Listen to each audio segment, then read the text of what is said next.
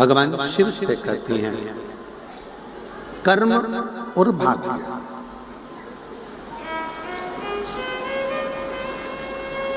केवल भाग्य के भरोसे नहीं बैठते। शिव भगवान शंकर कहते हैं, अपनी मेहनत को, अपनी लगन को 4 गुना बढ़ाइए। मेरे बेटा बेटी जितने कंपटीशन एग्जाम में बैठ रहे हैं, जितने बच्चे 10th 12th का एग्जाम दे रहे हैं, जितने बच्चे कुछ नया करने का अगर जज्बा रखते हैं, तो उनसे निवेदन करूंगा कि अपनी मेहनत को बढ़ाओ, अपने परिश्रम को बढ़ाओ, अपनी लगन को बढ़ाओ। और जब आप अपना कर्म, अपनी मेहनत, अपनी लगन बढ़ाओगे, तो अपना भाग्य अपने कर्म के अनुसार खुद लिखते चले जाओगे और आगे बढ़ते चले जाओगे। संसार में कई लोग ऐसे हैं जो अपने भाग्य के भरोसे पर बैठे रहते हैं, देखा जाएगा, होगा, भगवान जब चाहेगा तब करेगा, भगवान जब चाहेगा तब करेगा। ना ना ना, मेहनत अपने को करो, परिश्रम अपने को करो। जितना जितना मेहनत करोगे, जितना जितना परिश्रम करोगे, जितनी जितनी मेहनत के पल पे आगे बढ़ोगे, उतना उतना सुख आपके जीवन में बढ़ता चले जाएगा। आप मेहनत करिए, परिश्रम से आगे बढ़िए। लगन बहुत जरूरी। शिव कथा कहती है, भगवान शंकर का चरित्र कथा है, शिव महापुराण की कथा कह रही है। पार्वती जी प्रश्न करी भगवान शंकर से, भगवान शंकर ने फिर पुनः उत्तर दिया, कहा, प्रभु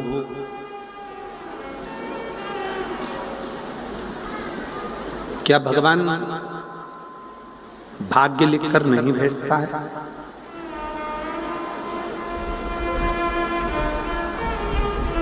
क्या भगवान भाग्य लिखकर नहीं भेजता है? 2 चीजें हैं, बहुत सावधानी से समझिएगा।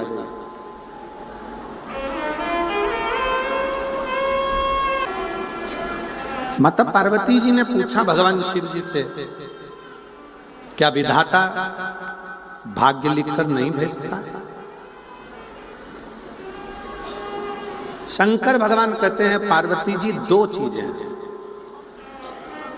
एक पेन का लिखा हुआ और एक पेंसिल का लिखा हुआ।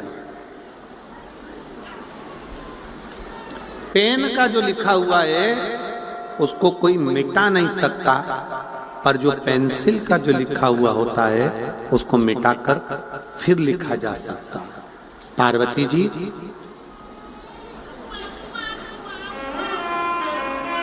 विधाता इस कोरे कागज पर पेंसिल से लिखकर भेजता है और नीचे अपने सिग्नेचर कर कर भेजता है कि वक्त पड़ने पर आप अपने परिश्रम से, आप अपनी मेहनत से इस कागज को मिटा सकते हो और अपनी मेहनत से नया पर्चा फिर बना सकते,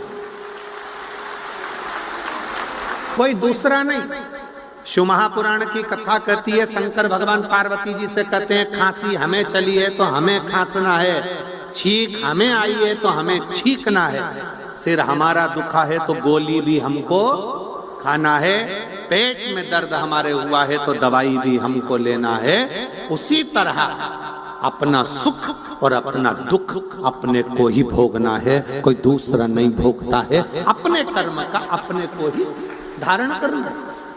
क्या काम हो जो हो नहीं सकता?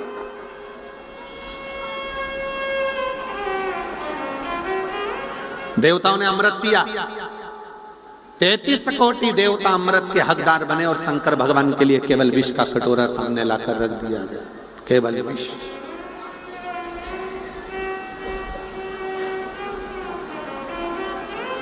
और विष का कटोरा जब शिव जी के सामने आया है, विष का कटोरा जब सामने रखाया है, तब पार्वती जी पूछ रही हैं भोलेनाथ जी से, ये हलाहल विष, इतना भयंकर विष आप पियोगे? शंकर भगवान कहते हैं, पार्वती मैं अकेला विष नहीं पीने वाला,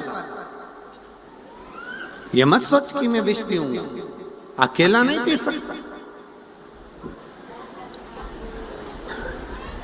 जीवन में जब दुख आता है, तकलीफ आती है, कष्ट आता है, बीमारी आती है, रोग आता है, तकलीफ आती है, बहुत बहुत कष्ट जब जीवन में आता है, बहुत बहुत तकलीफें जब जिंदगी में आती हैं, तो परिवार किस लिए होता है? उस दुख को झेलने के लिए।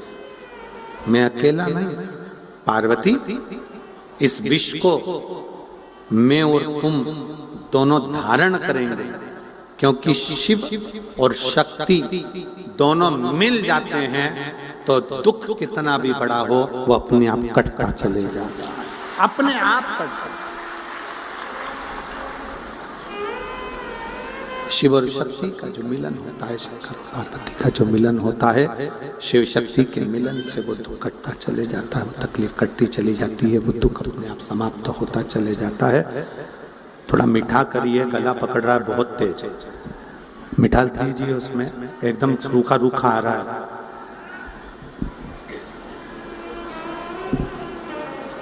शिव और शक्ति का जहां मिलन होगा, शिव शक्ति दोनों मिलेंगे तो दुख कटता चला जाएगा।